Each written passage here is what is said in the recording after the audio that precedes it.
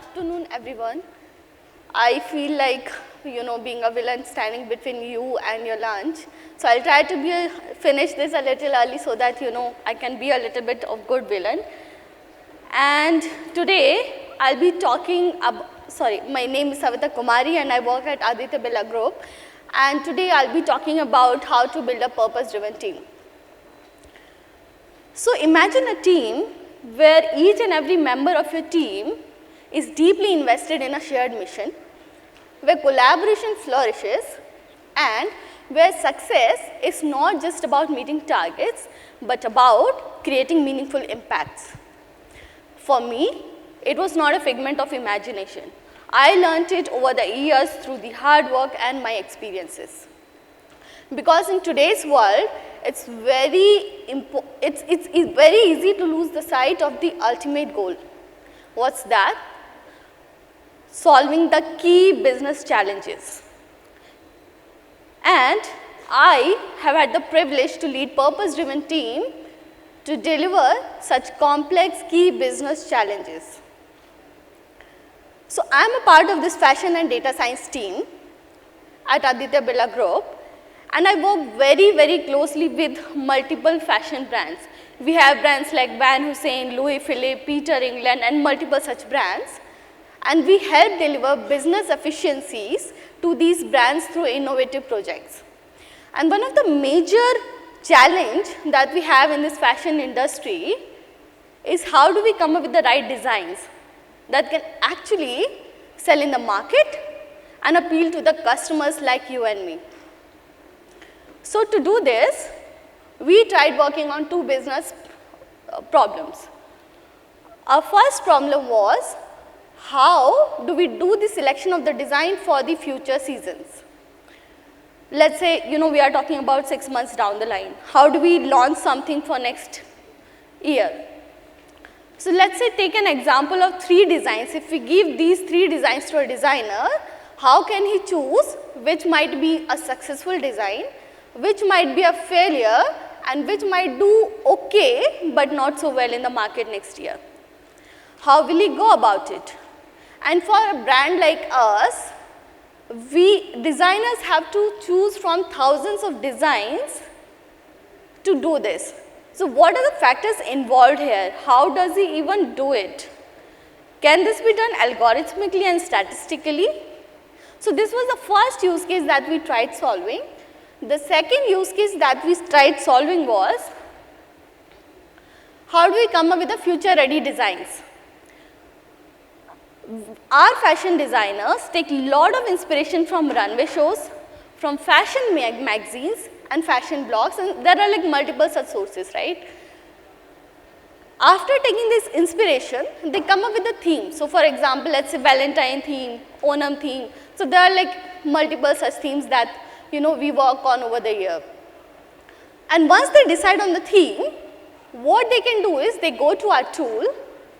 They actually feed the information in terms of which pattern they want, what is the complexity, what is the intricacy, what is the pattern. So there are like multiple such attributes they can feed in our tool, and this tool in the back end uses generative AI and stable diffusions, and the output from this tool was to come up with the designs that can actually directly go into the production without designers touching it.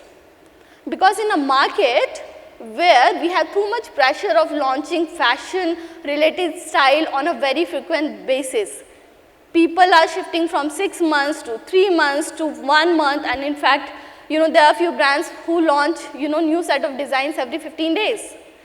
So how do we do this? How do we reduce this cycle to help them generate more designs, good designs very quickly?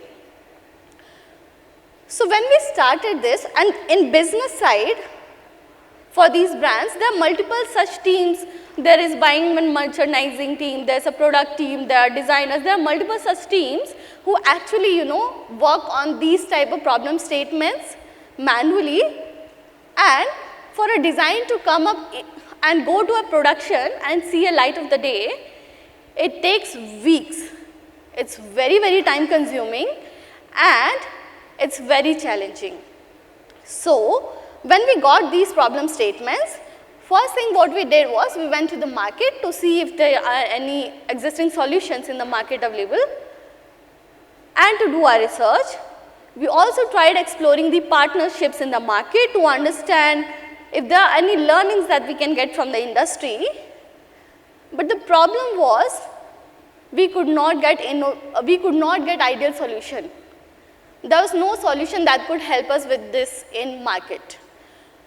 So now challenge came to us that can we even do this in-house and how do we even do this? So when we started working on this, we really started with the best data scientists, the best data engineers, very good innovation support at the company level. But what happened next? When we got the output for these two business use cases, for the first business use case,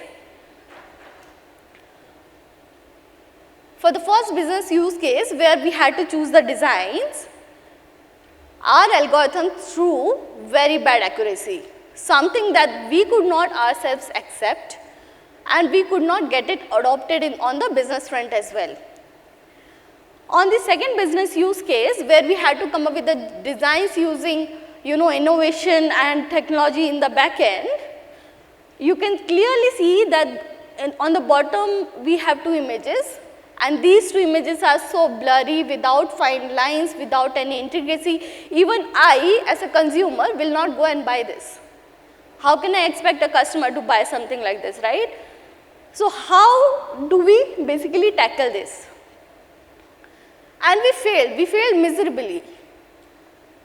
And everybody knew about this. Management knew about it, team knew about it, business knew about it.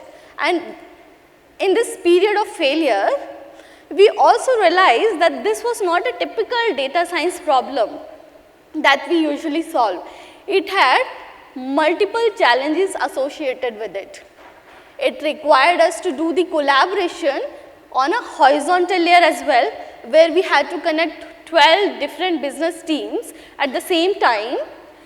And it required us to connect on the vertical layer also, starting from CXO level to from mid-management level to juniors and whatnot. So there were just too many teams involved here. So how do we, and this was one of the biggest collaboration we had done in any of the project. And how do we do this collaboration? The another challenge was to make them successful, although me and my team were data scientists, but we required to know the fashion and the domain knowledge of fashion. We took courses to do this.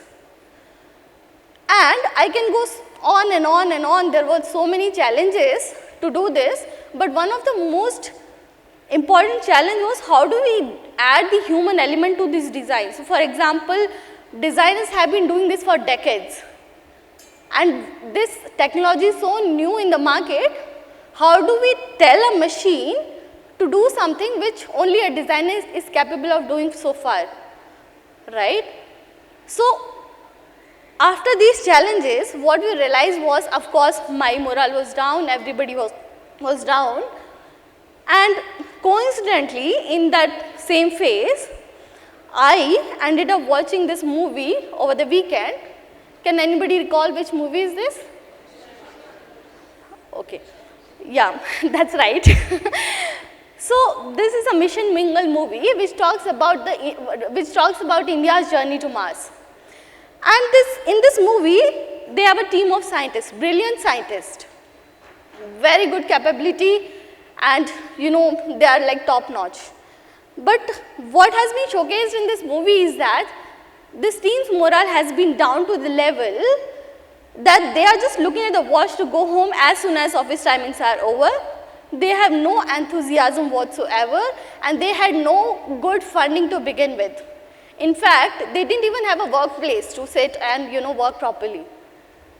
But the way they dealt with this was they tried a lot of indirect and strategic ways to increase their funding, and they reminded these scientists why they became scientists in the first place and what was the impact of their work. They beautifully handled this situation. So I got inspired over the weekend and I was like, boss, let's, change the world, change the team, change everything. But it doesn't happen overnight. Let me be very frank with you. It took us weeks to convince stakeholders, the business teams, the management, the teams. We sat and we listened to everybody. We tried, brainstorming on so many things to ensure how do we resolve and come up with a framework that can actually help us resolve all of this, because I wanted to see this smile on my team's face, right? So, what happened was, we created this framework after weeks of brainstorming where we realized that we need to fuel the team with a purpose, make them realize the value of their work, the impact on the business, and what's in it for them. The first thing that we did, and we had a team of, product managers, data scientists, cloud architect, and whatnot. So, very big team. And first thing we did with this team was to help them remind the power of purpose. What's purpose? It's something that really guides our actions and decisions on a daily basis. And it has an impact on both individual levels as well and organization level as well, right?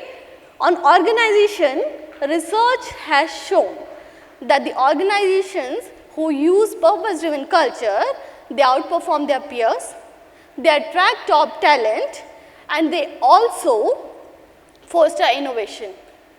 For the individuals, it ignites them with the passion, gives them the sense of belongingness, and it gives them the encouragement. So, we decided, after weeks of brainstorming, we decided this framework where there were 3 elements to it to begin with. And the first element was vision and clarity.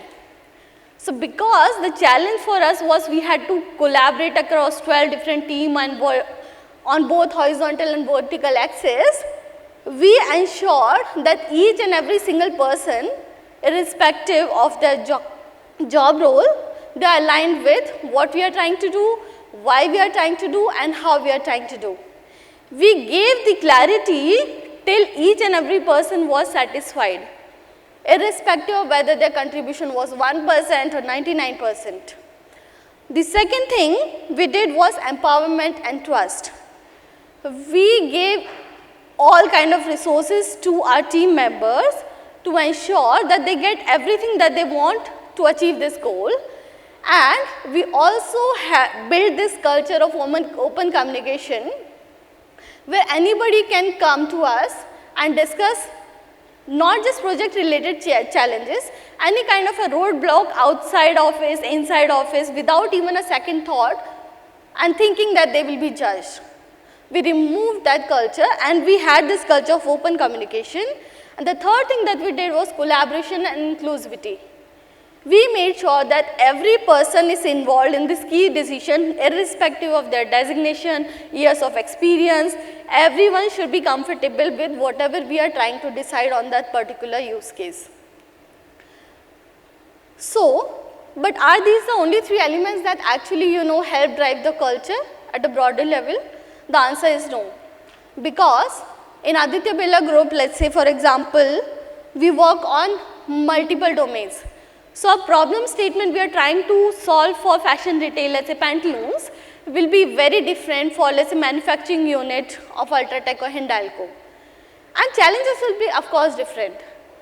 So, over the last few years, we have had our learnings, we have had our ups and downs, and we realized that we needed a framework which can guide us through all these challenges. And this framework at ABG, we call it 10 principle framework. And this framework has 3 components, and we follow it and get an alignment with each and every business person we work with internally at ABG. It has 3 components: ways of doing, ways of working, and ways of thinking. So, ways of doing is nothing but more of like a tool that actually helps us work on our daily work life, right? It helps us decide what data storage should we choose, what architect should we pick up, which project should we prioritize, what initiative should we pick up, all of that. Ways of ways of working is basically the operating model and the culture that actually help us drive the initiatives at a broader level. Things like how do we get enough funding for innovative projects. So at DBG we work on a lot of projects requiring generative AI, large language model, diffusion model. How do we ensure that we have enough funding to run such models? How do we start and engage in the partnerships to help increase the capability of the team outside the ABG? So these are the components of ways of working. There are many more, but I think time is less, so I will not touch on each and every factor. The third layer is ways of thinking, which acts as a drivers for driving our vision, and it has components like long-term strategy and roadmap. Again, it could be different for, let's say, Pantaloons versus Hindalco, right? And one more component is leadership forum, where the impact that we are creating through our work, how do we ensure that at leadership forums,